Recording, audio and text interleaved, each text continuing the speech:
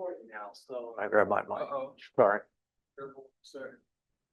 So those of you that are on Zoom and those of you that are in person, my name is Norman. I'm a CIT instructor here. And this is Corey Weinmaster. He is from Lincoln Police Department. Correct. What is your title now? Digital crime analyst. And he used to be an officer until he retired last fall. August. Okay. So anyway, he's got a great presentation today to talk to us about some of the things that he does from a digital forensic standpoint. So Corey, take it away. Thank you. We live? Okay. Hey, thanks everybody for being here today. I'm just going to give you a little background. I'm Corey Weinmaster. I'm with the Lincoln Police Department. As I was introduced, I'm a digital crime analyst.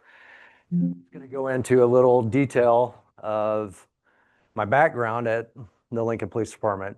I did 34 years in law enforcement. I was a street officer, the men and women you see driving around in the Lincoln Police Department cruisers. I worked as a general patrol officer. Basically, we take calls for service, do reports, do investigations as time allows us to. I think right now at the Lincoln Police Department, we're up to about 105,000 calls for service, and that goes till December 31st. So we usually average probably 110, 112,000 calls a year or so. And then in January, it starts over. They start the new year over. I was in the traffic unit, so I basically ran radar, LiDAR, lasers, and we were the ones that gave out traffic tickets during the school zone. So, you know, if any of you've been stopped, you probably have encountered the wrath of the traffic unit. So I was on the SWAT team for 17 years, the TAC team. So we did high-risk search warrants, narcotic search warrants, dangerous persons, that type of stuff. I was in technical investigations, which was white-collar crime. So we did forgeries, frauds, embezzlements. Mainly it deals with money, that type of investigations. And currently, I'm in the electronic evidence unit, and I've been in there since late 2008, 2009. And just so everybody knows, this is an open forum. So if you have a question that's burning, just go ahead and raise your hand or spit it out. I'm pretty informal here. Yes, sir. I retired. It was about 2000. I started in 2001, and I ended my career on the SWAT team about 2018. So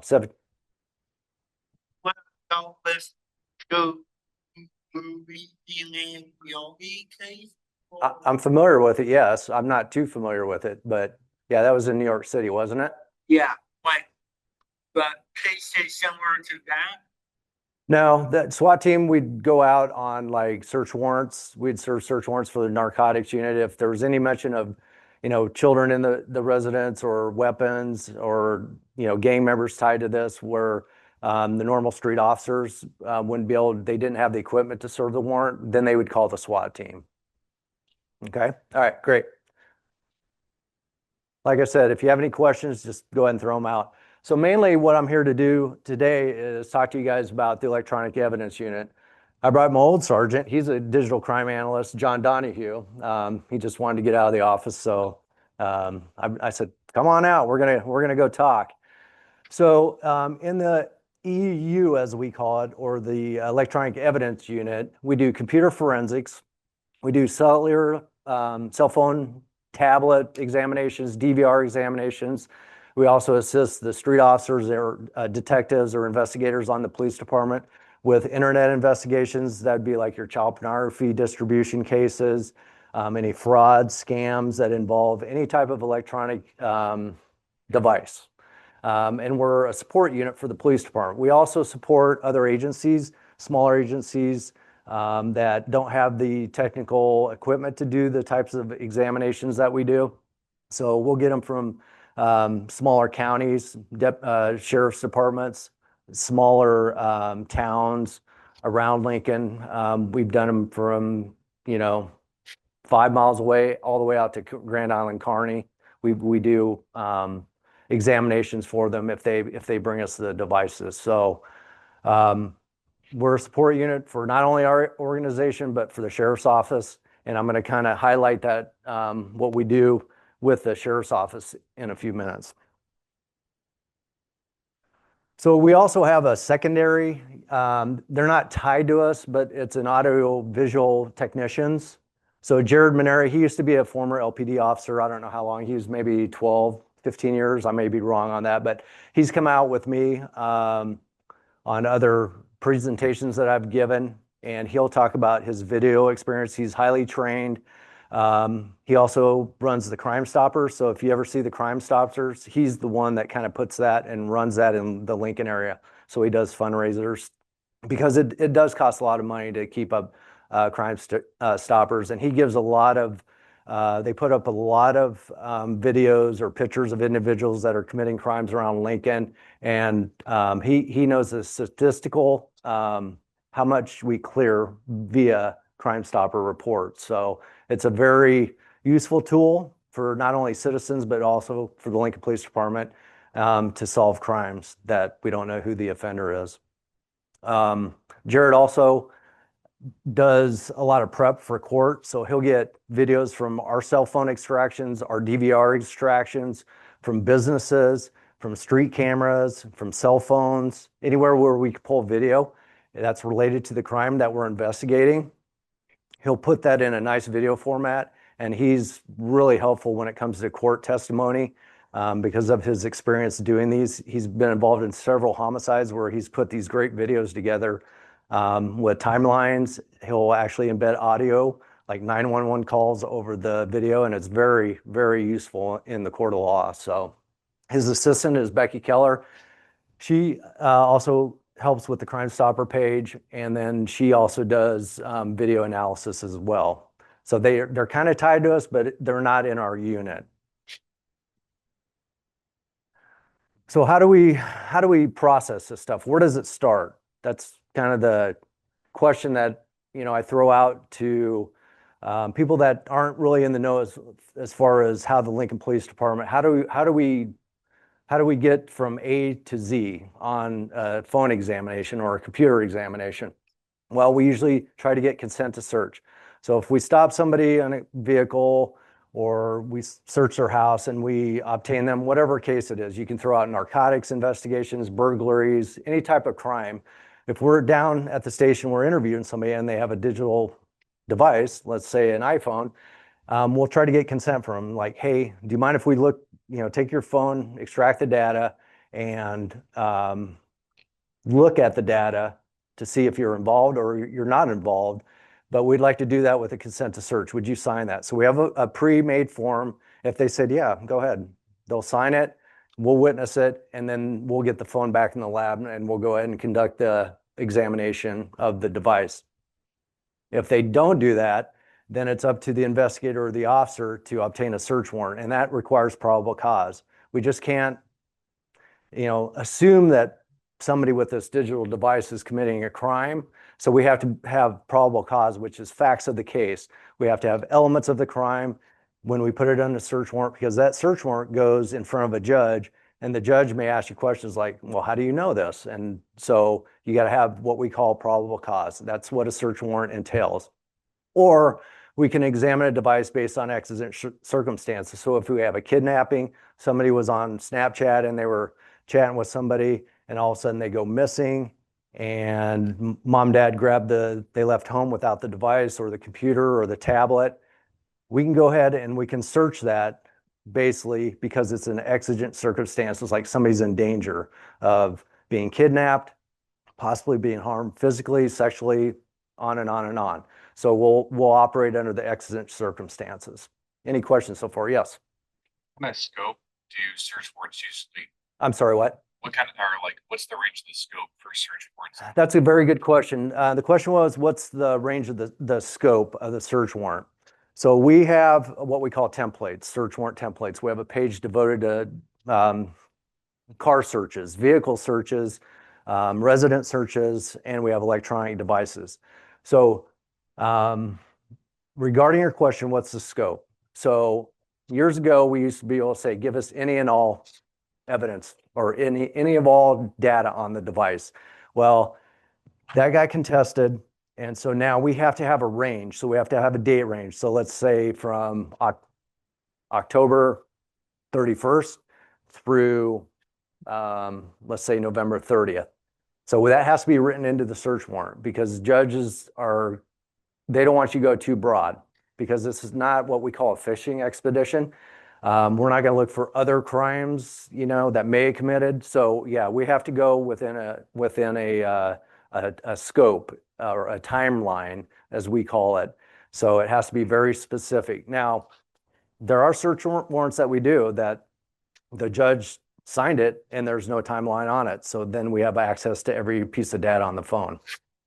That include every device or just device? So each individual investigator officer is different. So they may write if let's say you have 5 iPhones on like a narcotics raid, they may write a warrant for each individual device based on maybe who the owner is, or since they were seized under the same case, they may just write them under one search warrant and include all 5. And then it's kind of our job to figure out, all right, whose iPhone was this? So either way's okay. Me personally, I like it all under one search warrant. So I don't have paper laying all over my desk. So yes. Well, live demonstration. I do not have the tools because some of this stuff is, I want to say it's kind of proprietary. I'm going to have screenshots of what we use and I'll show you guys that.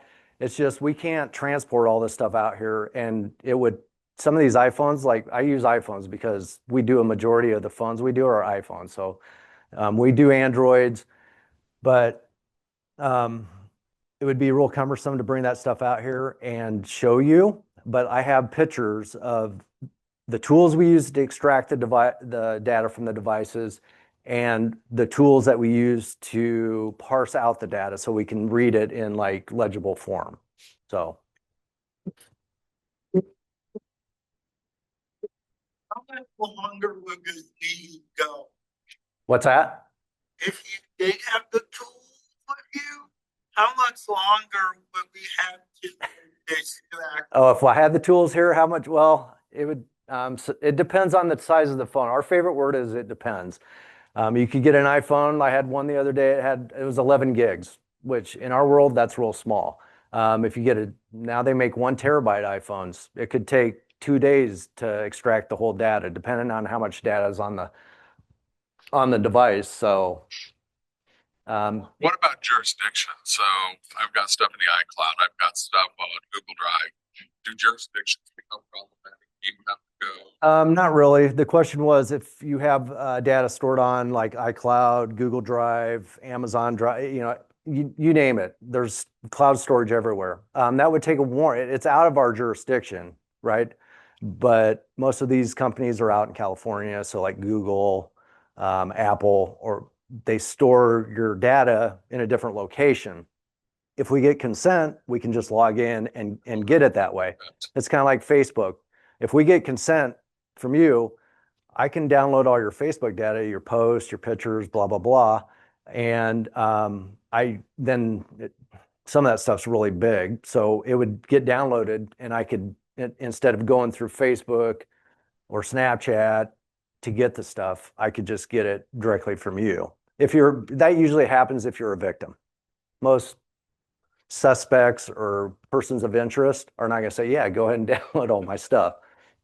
So what is the UEU lab made up of? What does it consist of? My sergeant now is Derek Dittman. He's currently watching this, so give me a good grade. John Donahue, as I introduced before, he was my former sergeant.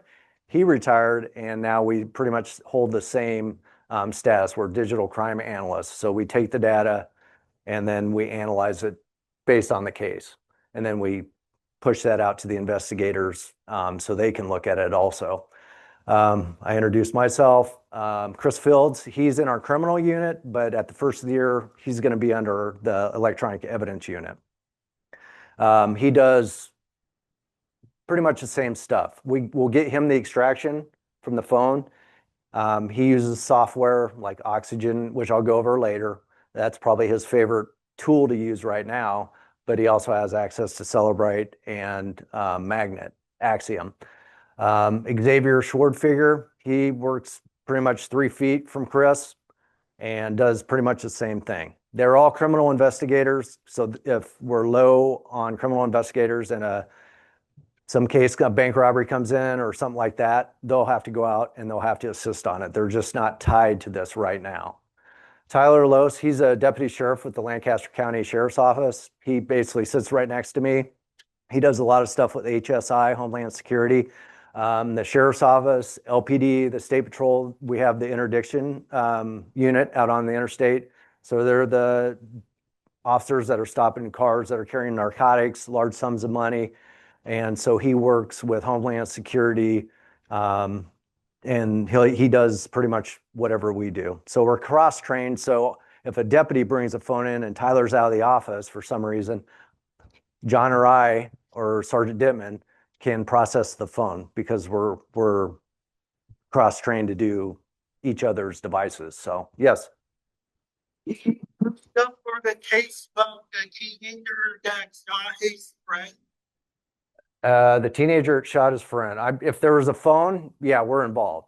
Any of these recent cases that you've seen, whether they're fatality accidents or homicides or shootings, stabbings, I would say I have a slide dedicated to that, and it has a question for you guys on there. So let me get to it here. This is our EEU page. So it was developed a couple, 3, 4, 5 years ago. Basically what that does is it keeps track of the devices that we do, who the investigator is, what kind of model it is, what kind of an extraction we did, what tools we used, and we just enter that in there because at the end of the year, my sergeant will go to the captain and say, here's how many devices we've done. And I have a screen that'll show you how far or how many devices we've done. It breaks them down into iPhones, Android phones, Motorola's, tablets, computers. So it's a pretty nice web page. We used to keep them on Excel spreadsheets, and it got pretty bad trying to keep track of all the devices. A database platform this runs on? We have Claire Lindquist, who has been with the city for, I don't know, probably, I'm not going to say he's been there longer than me as being breathing, but he's been there 40 some years. He used to be an officer. Now he's the guy that runs our database. And so they're the ones that developed this page for us. So I'm not a programmer. So I couldn't tell you. I can get his name and you can call him. So this is kind of and I apologize for anybody that's looking at on Zoom if this looks small, but I can only fit so big a page on a PowerPoint. So as you can tell, it has my name on there. That was a OPS, what we call outside police service. I did a phone for Grand Island. This was several years ago. It's a 2022 case. And I just basically input it. We have drop-down menus on that. Okay, I have to take a pause here.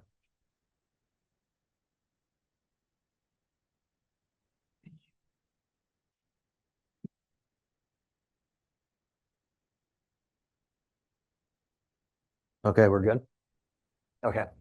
So in the advanced forensics, and I know we only have an hour, so I'm going to try to get you guys as much information, but there is so much of this. Like John and I have gone to training where we've sat, and I'll be honest, I don't like PowerPoints because I like interaction with the person that's given the instructions, but we've sat through hours of this and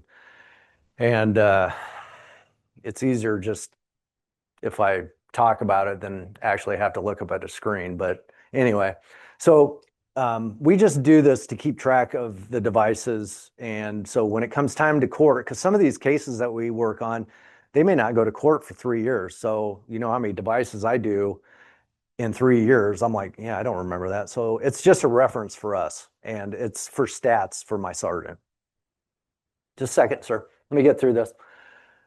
So again, it has our names, how many phones we've done, tablets, computers, media, DVRs, vehicles. Sergeant Dittman and Tyler Lose, as I mentioned before, they do BERLAs, which are your infotainment centers on vehicles. You know, when you plug in your iPhone and CarPlay comes up, or you know, you rent a car at an airport and you plug your phone in, all that stuff's getting recorded on that infotainment center. So we can get data out of there. Like, it's really helpful, like on fatality accidents and that stuff. That's usually if there's an infotainment center involved, my sergeant will go out and try to get the data off of that. Some of the vehicles you can plug and play. You can, like a Tesla, you can just plug a thumb drive in and it downloads all the data for the vehicles. Like Cadillacs and stuff like that, he'll have to physically pull the infotainment center out and bring it back to the lab. And most of those, you would have to do what we call a chip off. So you'd have to chip off the memory card or the data card and then try to get it to read. So some of those are easy, some not so much. We also do, we put preservation requests like to Google, Snapchat. We just started doing that. So that's why the numbers are kind of all over the board on that one. So there's only our unit and Chris Fields and Schwardfigger that I mentioned before have access to this page to input data. So it's not coming from any outside sources. This is what we actually do in the lab. One more second. So advanced forensics. So as you can tell on the left-hand side, the forensic software that we use, that's all the software that we have. We have FTK Imager, FTK Toolkit, Gray Key, Celebrite Insights, Physical Analyzer, UFED, PinLink, Passware, Oxygen, Nighthawk, Burla, you name it. I would say for the most part, our area outside of Omaha, we probably have pretty much every tool you could possibly have. An FYI to our students, that list on the left there, there's probably about a half a dozen of those items that we utilize in our digital forensics class. Great. Yeah. So, you know, so your students know how this stuff works. Like FTK, I know we've talked about FTK Imager in the past, that you use that. Inline Passware, Yep. the Axiom. Yep. A lot of these tools, I wouldn't say a lot of these tools, but some of the tools were developed by ex-law enforcement officers that were really smart at programming and doing all that stuff and writing scripts. Can you get us the Celebrite? No, I think you've asked that before. No. Gray Key, Celebrite, Axon, I think you've asked about that too. Yeah, that has to come out of your pocket. So sorry. So yeah, it's just a breakdown. So it's all these numbers are created based on how we input. So it's like garbage in, garbage out. You've heard of that before. So if you don't check a box, it's not showing up here. So maybe some of these stats are plus or minus, you know. So, but we try to keep a pretty good, you know, record keeping system. So we do how many search warrants we've done. So far this is current. I did this today before I came out. 361 search warrants we've done. 30 subpoenas, 1 court order. If we're going to do a court order, it should really be a search warrant. Judges, they don't. Just if you need data and stuff like that, just do a search warrant. Written consent, you can tell it's kind of, you know, even with search warrants. A lot of that could be victims. Like, yeah, even though they're a victim, sometimes we run across some unusual stuff on cell phones, maybe like child pornography, and then we would have to get a search warrant anyway. So most of those consents are probably victims, you know, or, you know, I don't know what the breakdown is, but a lot of them are victims. A lot of them are people that we interview that, you know, may or may not be involved in the case. Your question, sir. What is advanced logical and RGT? So you want to know what advanced logical is? Is that what you asked? Yeah, and what PR? PRTT, that's Verizon's. So it's I don't do a lot of that stuff, the tower data, but it has to do with tower data. It's like the rate of travel, that type of stuff. An advanced logical is an extraction type. So basically an advanced logical is, it's not a full file system, and I'll get to that later, what type of extractions we get. It's kind of like one of your basics. So when I have to testify in court, an advanced logical to me is your common data sets. So like your call logs, your contacts, your text messages, your pictures, videos, those are what I call common sets. So when I talk to a jury in a trial, they're like, what type of extractions do you get? So the best we want to get right now is a full file system. So you're going to get all the databases, which include third-party apps like Facebook, Messenger, Snapchat, you name it. Any Telegram. Now, will our tools parse those out? Some of them they do, some of them they don't, because a lot of that stuff is like end-to-end encryption. And we see that there's a data set there, but we may not get the message. So my favorite word again, it depends on what kind of apps we're looking at. So let me get back to where I was. So these are the requests by units. So our criminal unit is our detectives. They're working anything from robberies to homicides to stalking to, whatever cases, felony cases. EEU, that's our unit. SVU is our special victims unit. They deal with a lot of child sexual assaults, rapes, that type of stuff. TIU is our technical investigations unit. They deal with the forgeries, frauds, the unit I worked in several years ago. Forensic ID, that's Jared Maneri. That's the video techs upstairs. Narcotics gangs, they pretty much work hand in hand. Street teams, that's the officers sending us requests from a traffic stop that they got narcotics off of. They want to know who that person was talking to. Team investigators, we have geographical teams within the Lincoln Police Department. I think we have, 4 right now? 4 teams, maybe going to 5. So the teams have their own specialized team investigator. If sometimes like our criminal unit can't get to it, the team investigator, since the crime happened on their team, they'll work the investigation. So we'll have officer request, school resource officer. We don't get too many of those. They handle a lot of stuff in-house, so they deal with the kids at middle school and high school. LSO patrol, criminal, that's all of LSO's input, unless we actually do a case for them. So HSI, I don't know what MFTF is. Do you?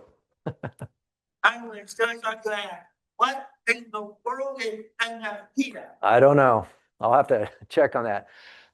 So here's a list of crimes that I threw out to you guys before that we investigate. Homicides, auto thefts, domestic assaults, sexual assaults, fatality accidents, not a crime. Well, it could be if a person's at fault, driving recklessly, motor vehicle homicide. Burglary, narcotics. Can you throw out a case or a crime that you can think of that any type of electronic device wouldn't be involved in? I was wondering from the biggest narcotics case right now. What's that? I'm going to throw out the biggest narcotics case that I know of right now. Okay. Do you know the former Olympian that has become the drug king? No, I do not. Who is it? I can't really remember his name on the top of my head right now, but he was a former Olympic skier that's now the drug kingpin. And The guy from where? Yeah, Oh, I think I did hear something about that. now he's running. he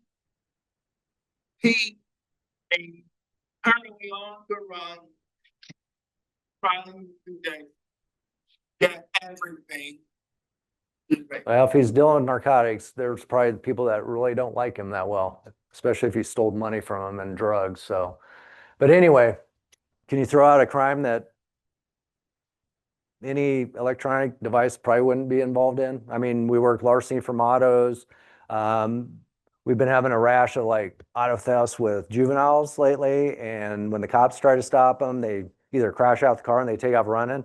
Well, they don't sit there and oh, well, I better get my phone. It falls out of their pockets or whatever. So a lot of them that we've worked, they've left their phones in the car. So, we'll do the phones to try to find out who the owner of the phone was, to maybe develop some suspects. So, but I can't think of any crimes that are out there where any type. stocking cases. We don't do intrusion cases. They have a cyber task force up in Omaha that usually handles that type of stuff. Ours are more property and crimes against people that we're actually doing.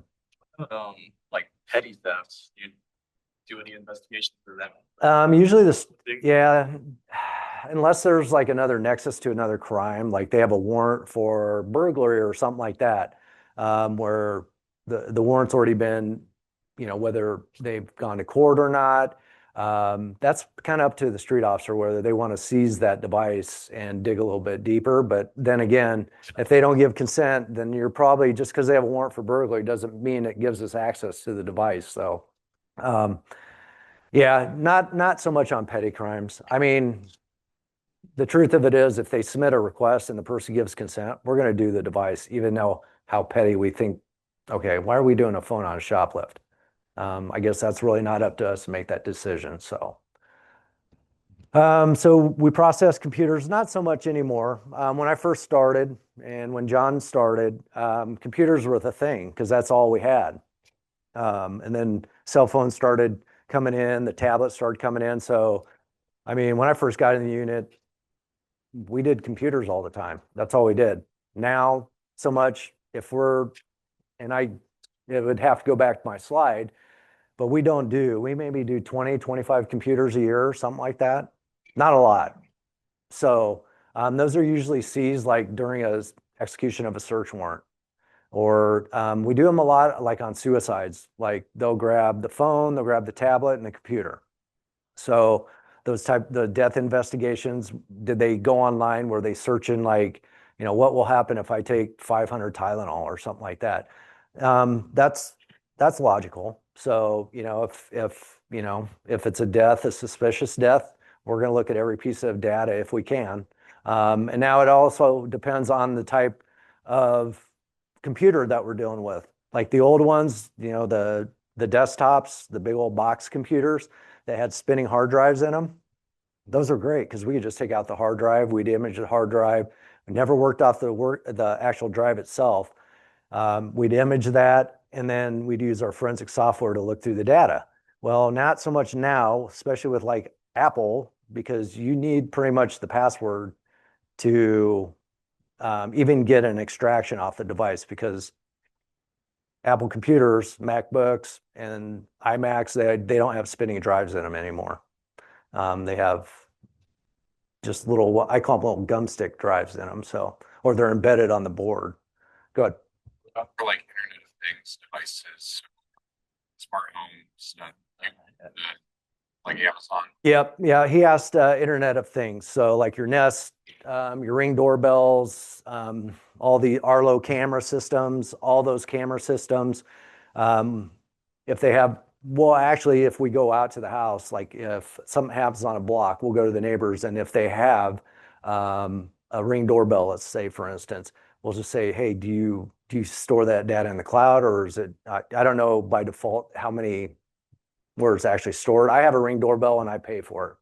So if you came to my house like a month ago, I could probably pull the video up on a certain night and look and see if something's happened. So yes, we go to the source. So like a Google Nest, Amazon, because the Alexa captures, people sometimes don't realize that, but Amazon, these devices are always listening. So if they have storage, they can capture some things.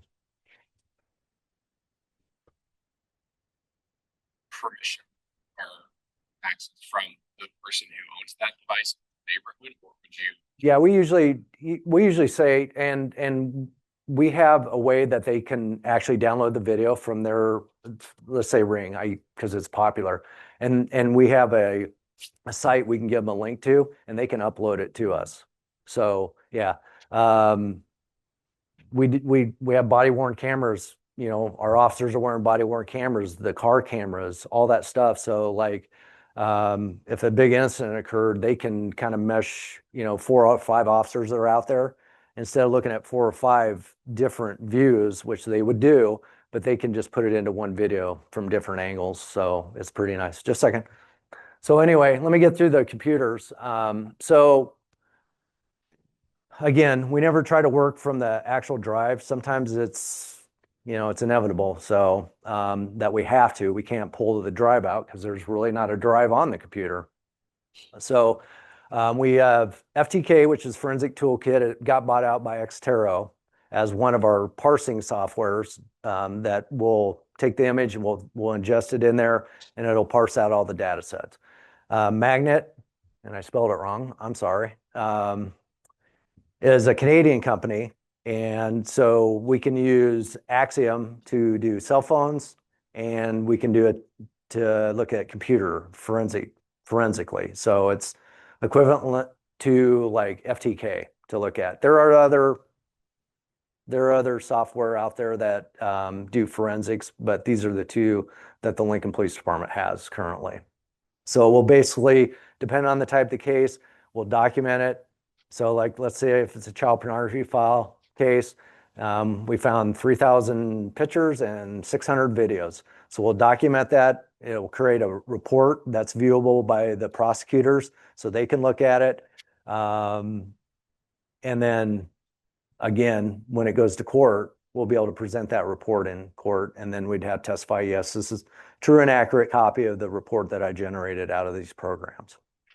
Anything as far as computer. Again, we don't do a whole lot of them, but we still do them. People still do have computers, so. Mobile phones. Obviously, this is the big thing. Everybody has a mobile. Who doesn't have a mobile phone? Anyone? Who has iPhones? Who has Androids? Okay, so more Androids than Apple. That's weird. So. It's not. Not with Are you telling them to buy Androids? Not with technology people. It's not. Really? Apple's a little intrusive. So our main phones that we process, Androids and iOS devices. PIN codes, pattern locks, passwords on all these devices is our main objective. Is we got to have these. So when investigators or officers get the PIN code from somebody, we say, please just verify it. Just enter it in the phone. If you get consent, just enter it in the phone, because the last thing we want is like, oh yeah, you gave us consent, and here's the PIN code 123456. Believe it or not, people lie to the police, and sometimes they don't want us to look at their stuff, so they want to be cooperative only so much.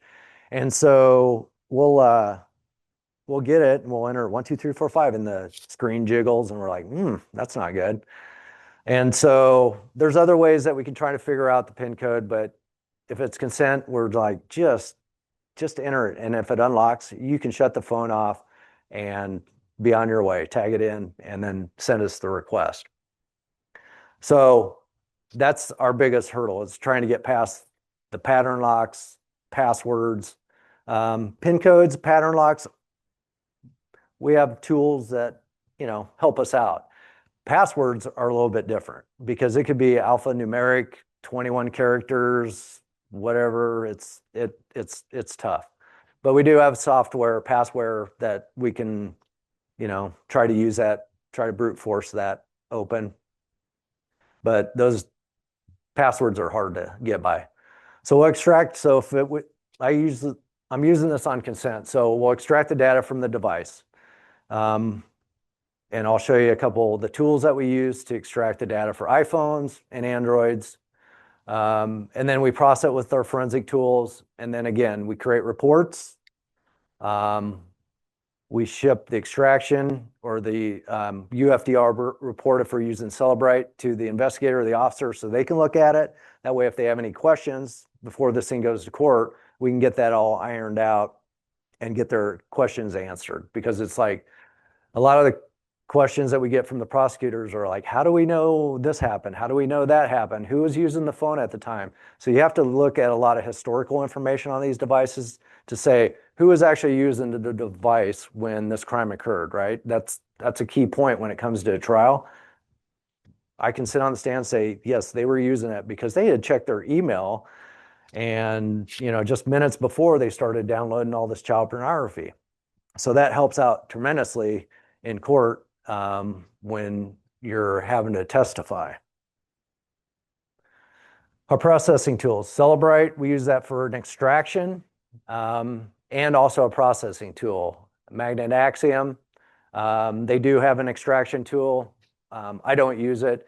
Axiom is our parsing tool. So after the extraction is done, we can load it into Magnet and it'll parse out. And I have some screenshots. You can look at them side by side, and one does something better than the other. But in the end, if it gets you your data that you need for a court, that's great. Gray Key is an extraction tool. Anybody heard of Gray Key? No? Okay. I think you've been in one of my classes, so I can understand why. It'll do iOS devices and not all Androids, but Samsung, it really likes Samsung, and maybe Motorola. LG, not so much. Oxygen is a forensic tool that we're experimenting with. Chris Fields, as I mentioned before, one of the criminal investigators, he loves this tool. It parses out really well.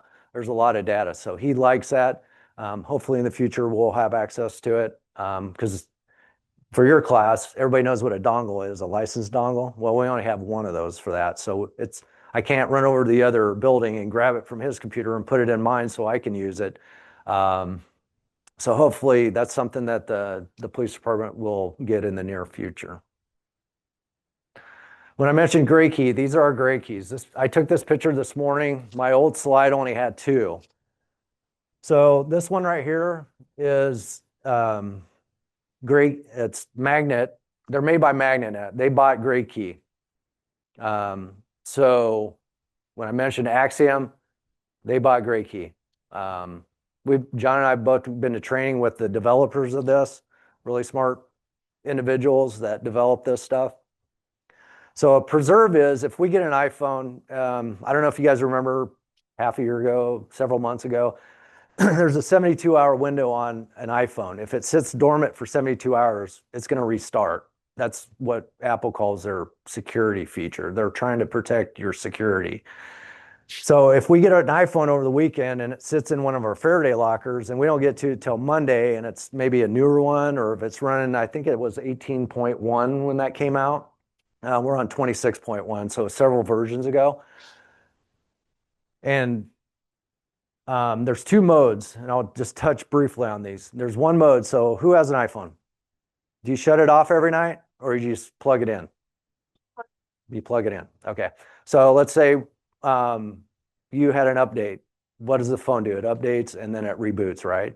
So when it reboots, when your iPhone restarts, it goes into a mode we call BFU. It's called before first unlock. So if you have biometrics like facial recognition, or you have an older phone with a thumbprint, you have to do what to enable the biometrics? You have to enter the PIN code, right? Right. So that unlocks the phone, and there's all kinds of encryption that Apple goes through to unlock that device, right? So that's our favorite mode, AFU, after first unlock. That means it's still unlocked, even though the PIN code that's just to keep your neighbor from trying to get into your phone. But in the forensic world, AFU is our best friend, because let's say an officer took a phone off the street, and they put it in the Faraday locker. We get it the next day and it's running 18.0, the iOS. We'll take this back, we'll bring it in the lab, and I don't have a warrant, I don't have consent right now. I just had the phone that they took off this individual. I'll hook it up to this, and it'll preserve that state, that AFU state, right? So I can take that phone, I put it in our Faraday locker, because some of these phones, you can't get it into airplane mode. And so our Faraday locker shields that from getting any cellular network, Bluetooth network, or wireless network. And so I know that when I get a search warrant, or an officer calls me and says, hey, I don't know, it's a new phone. I don't know if you're going to be able to get into it. I say, it's preserved. Go ahead and get your warrant. So they'll write a warrant. And when I hook it up to these are the 2 extraction devices. Again, has USB-C and regular lightning cable. So we do still get old iPhones that have the lightning ports and the USB-C. This one is a lightning port cable. So I'll hook it up to that, and then boom, I'll get an extraction because it was preserved in that state, even not having the PIN code. That's the way these tools work. Can't tell you how. I'm not a developer. We just call it magic. So when we go to court, we have to testify all this stuff. So that's Gray Key, and it'll do Android devices. This is Celebrite Insights UFED. So this is basically, it's a software program on our computer. So we have workstations, and we'll just power it up. We'll get the device on. If we have, password, again, it's consent. We'll hook up Samsung. I think this was a Google Pixel, which is Android based, right? Because Google makes Android. And so this is basically what it goes through some different configurations. It'll tell you a little bit about the device, the IMEI number, and so forth. And then once it actually makes a good connection to the phone, it'll start downloading. So this was a 54 gig phone, and it's like at 4.5 gigs that it's downloaded. And then after the extraction is done, it'll just say it's finished. You disconnect the phone, and then you put it into either Axiom or Celebrite Physical Analyzer. This is Celebrite Insights Physical Analyzer. And again, that's after the extraction is done. We have a nice file, and then we just open it up, point to the file. And if there's a SIM card, we'll use UFED to do the SIM card, because a SIM card basically connects the phone to the network, to the carrier network, which is Verizon, T-Mobile, whatever. A lot of the phones now, the newer phones, all have eSIM, which is internal, so we can't get the actual physical SIM. And then it basically categorizes, so you can just click on those data sets and you can say, oh, there was 134 calendar items, whatever calls. And then over on the side here, you can look at the file system structure. You can look at the actual, like I call it containers, but like the actual data sets, like the call logs, the chats, and so forth. And that's kind of what that looks like after you hit that analyze data. It just kind of parses out the data down the side. So you got your media, which is your audio and your video and your pictures. So on some of the devices, depending on the extraction, you could have, I've done iPhones that had 10,000 videos. They're not all videos taken by the phone. They could be Facebook Messenger videos, Snapchat videos. So there's ways to kind of shortcut it. Like if you know extensions and stuff like that, you can put them into this global search here, right up there. And you can search for extensions, you can search for names of files. That global search, basically, if I know it's a drug case and they're using slang for, let's just say, weed or whatever, I can type weed in there, and any text messages, documents with that word in it will pop up. And so it's kind of a shortcut instead of having to look through 500 documents for weed, or some of these phones, people don't delete their text messages, so they have 50, 60,000 text messages. So you're really not going to sit there and try to find weed on all those messages. These have them built in. So on Celebrite and Axiom, they're obviously getting more and more. Like picture categorization is a big one, right? So it's not 100%. So if it's a narcotics case and we're looking for marijuana, right? A piece of broccoli looks like marijuana to AI. So you get a lot of false positives. So like palm trees, the leaves, they look like marijuana leaves. So there's still a human aspect to this. So you can't just say, here you go, here's all the weed pictures, and you got 1,000 and only 3 are actual pictures of marijuana. So yeah, they build in AI onto these. So, and then basically what we do is we go through and we'll decide what's needed for the case. But if it's, we do get reports like, hey, just give me all the data. I'm like, are you sure?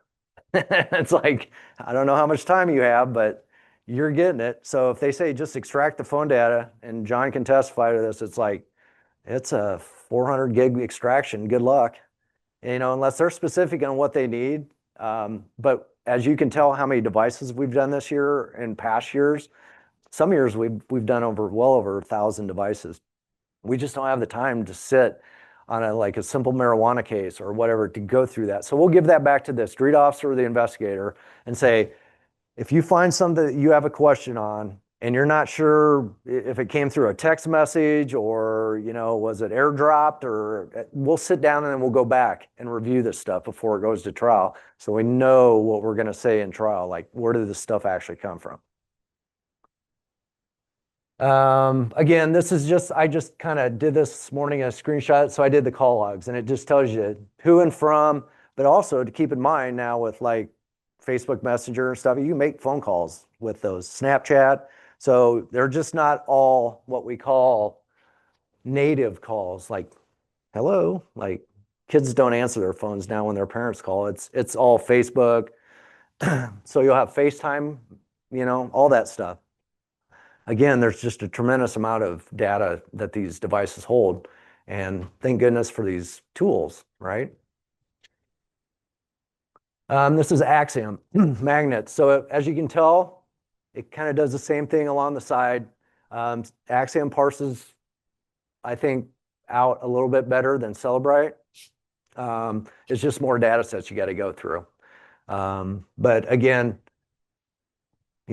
messages, I think those are Apple Notes. So, right? So anything that they recorded, it's nice because a lot of times on drug dealers, they like to keep who owes them money. We used to call them O notes, right?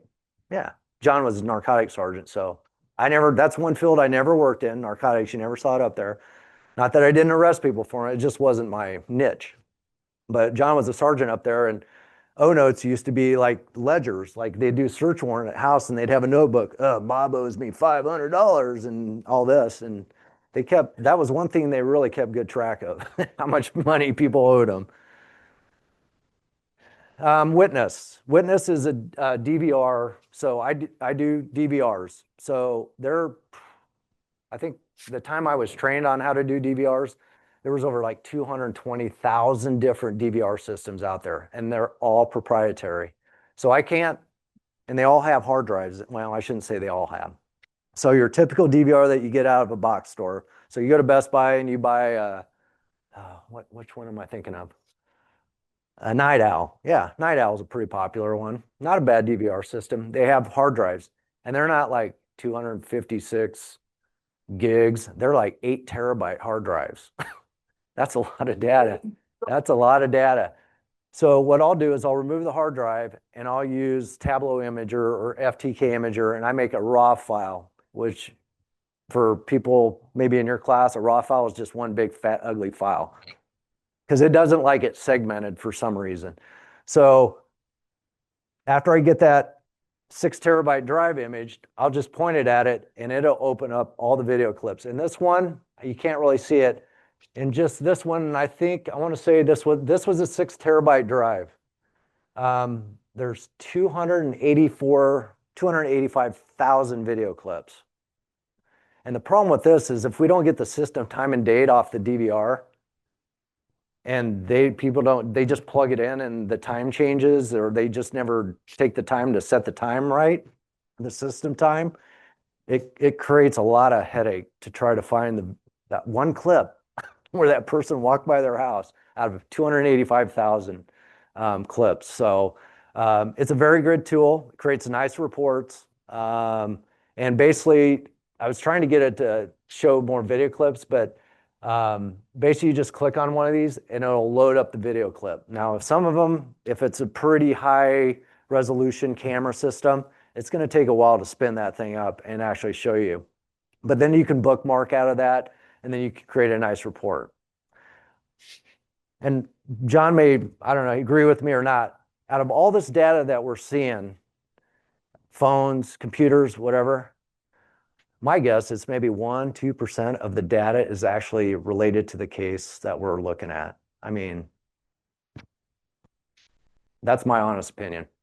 Whether it's true or not, because like I said, if we get a 100 gig, 200 gig iPhone, and they're just looking for, it was a harassing phone call, that's just one call, or a series of calls that's out of, it probably is not even, I don't know, a meg worth of data, but we still got a 200 gig extraction. So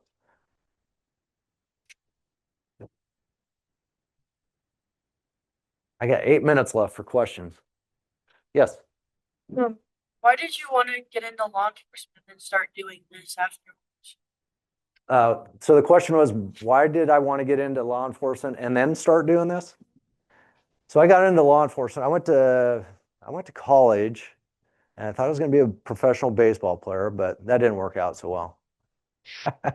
And then I took some criminal justice classes, and I got a Bachelor of Science in criminal justice. Moved to Omaha, and I got hired here in '91. Well, I graduated the academy in '91. You probably weren't even born. So, like I said, in my bio, I kind of work traffic unit. I like, writing tickets, but again, it's like you want to kind of progress somewhere. I was in TIU, technical investigations, when John actually and another investigator actually started up. They were doing computer forensics before we had any of this stuff. They were doing it the old-fashioned way, and I mean, John could probably talk hours on that stuff. And so I was in technical investigations, and I was doing white collar crime, which is fun. But it's just it's not violent crime, right? But it made you think about a lot of stuff. Well, Ed Sexton, who worked with John on computer stuff, he kind of did both. He did white collar and crime investigations, and he did computer forensics. Well, we had a little room in the back of our criminal unit, and I said, "What do you do back there?" Because he'd always like just slide away and go. So he was like, "Come on in." So he would sit in the computer and he would chat. Yahoo Messenger. Anybody remember Yahoo Messenger? And I'm like, that looks like fun. So basically, I worked enticement cases. Like I was posing as a 15-year-old girl from Lincoln, and I got individuals that wanted to meet me. You know what for? I don't have to say it. And so I was like, it's like cat and mouse game, right? Obviously, we had to follow the law. We couldn't, we couldn't like, force them into things. But it was fun, and I liked arresting people for that because crimes against children was a big thing for me. It's like most sickest thing you could probably do in this world, right? And so I was like, I like this. So I would get, when I had time in between my cases, I'd go back and I would chat, and I made, 15, 20 arrests. It was great. And so John, they started the electronic evidence unit, and we had to go through an application process and interview, and I got it. And so after that, we were really big in, that's when child pornography kind of really started taking off electronically, and we worked quite a few cases with that. And I made a lot of arrests, went to a lot of federal court hearings and stuff. And these guys got, and I can say guys because I never arrested a female for possession of child pornography, but it felt good to arrest somebody that was preying on children. So, and then we have other investigators and our special victims that kind of took over that role because you have to go through training for that. You can't just get on a computer and start typing away. But just with the amount of work that I've talked to you guys today, it only touches the surface. There's so much data out there that we just, we don't have time to do those. Well, number one, I'm not law enforcement anymore, so I can't. I like doing that, and I liked arresting people and putting them in jail for a lot of years, and it felt good to, because a lot of these kids, we found out who they were. They're not necessarily from here. They've been saved around the world, and it was a good feeling that, this person went to jail. Believe me, there's a lot more of it going on out there, and there's more of them than us. So that's kind of, what made me want to go that route. They look like, I'm sorry, what? what's a typical day look like for you, and what are the requirements to do? Okay. What's a typical day look for me? I'll maybe 3 minutes I can give you then and now, versus, and then what are the requirements? I'll start with the requirements first. In law enforcement, in the Lincoln Police Department at least, you have to become a street officer. So you have to go through the academy, you have to get hired on, go through the academy, go through FTO process, and you got to make it through that 90 days of, they can fire you just because. once you get through that and you do some time on the street, which, it's to let you experience everything that there is in law enforcement, right? The good, the bad, the ugly. I mean, this job is very rewarding, but there are also a lot of bad things that you see that people on your normal citizens just have no comprehensive, like some of the stuff we see. John used to be leader of the crime scene techs, homicides, bad stuff. Yeah, so it takes a special person to do this job. People think they can do it. They find out real shortly after they get hired that maybe this isn't the job for me. But I had 34 years. I loved every minute of it. I did different things.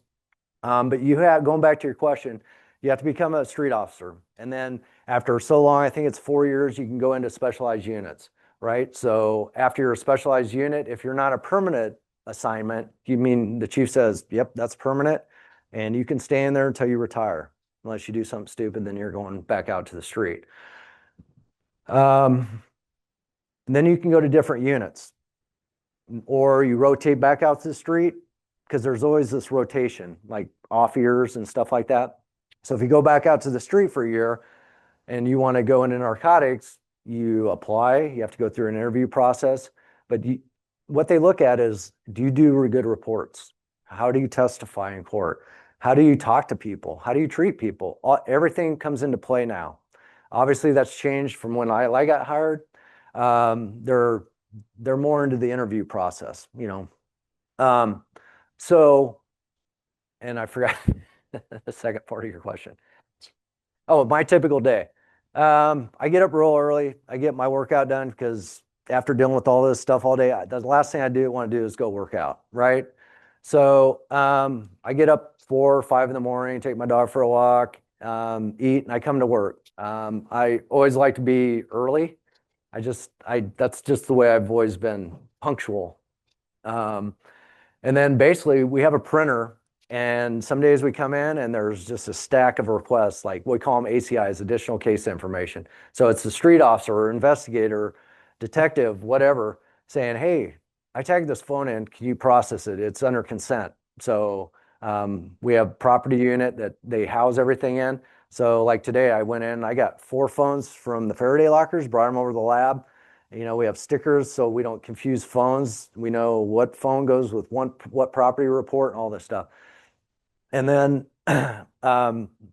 obviously some stuff takes priority. So if we had a shooting last night or violent crime or some whatever, everybody thinks their stuff's a priority, but we prioritize. So again, if we had a violent crime like a stabbing or something like that, we're on those right away, because the sooner we can get the data out to the investigators, they can develop leads from who did they call last, who did they text message, or a missing person that, is endangered. Maybe they have Alzheimer and we need to find out, were they talking to somebody or whatever case it is.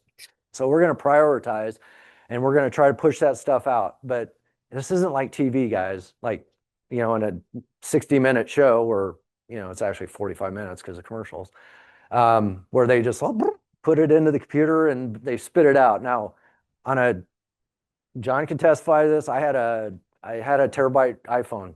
It took 19 hours to extract just the data, and it took another 20 hours to process it.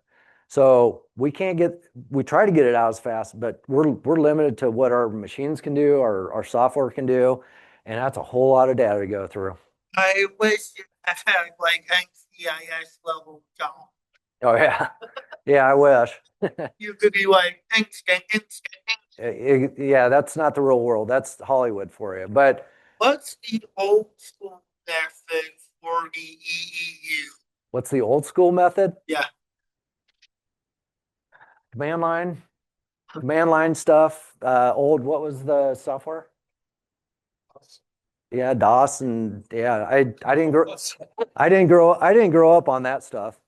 So a lot of this stuff is all that command line stuff behind a nice GUI interface, right? So I wasn't a programmer. John's good at that. John's very intelligent when it comes to computer stuff. I always go to him if I have a question. Good with servers, all that stuff. But that's my typical day. It's 8 hours. And then at the end of the day, I go home and I do it. It's like Groundhog Day, kind of, really. It's like I'm not coming in tomorrow and like, hey, there's an iPhone 18 out, right? Because there's no such thing. We got our first iPhone 17 in today, though, so that'll be interesting. But right now, Apple keeps pushing this stuff out with iOS 26.1. We ran into it on a 50. I had a 15. John had I can't remember what he had. But I can't get a full file system on it because Graykey hasn't got the updates pushed out to get a full file system. So, All right, so let's end on a higher need here.